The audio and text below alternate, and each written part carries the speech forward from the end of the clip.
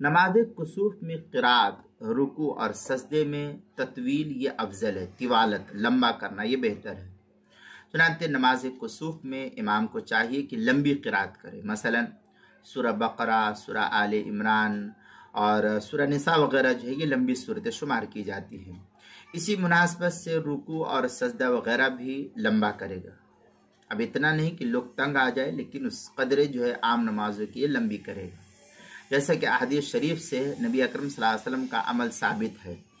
چنانچہ فتاوی شامیہ میں ہے وَيُطِيلُ فِيهَا الرُّكُوعُ وَالسُّجُودُ وَالْقِرَاءَةُ وَالْأَدْعِيَةُ وَالْأَذْكَارُ، یہ در مختار کی عبارت ہے۔ آگے شامیہ میں فَيَقْرَأُ فِي الرَّكْعَتَيْنِ مثل البقرہ وآل عمران کما فی التحفہ، اس طریقے کی عبارت جو ہے فتاوی شامی جو بیروت کا چھپا ہوا نسخہ اس کی تیسری جلد صفحہ 63، فتاوی شامی جو زکریا بگٹی پور دیوبند کا ہندی نسخہ اس کی تیسری جلد صفحہ 68، کتاب المسائل پہلی جلد صفحہ 503 اور 504 پر بھی اس کو نقل کیا گیا ہے۔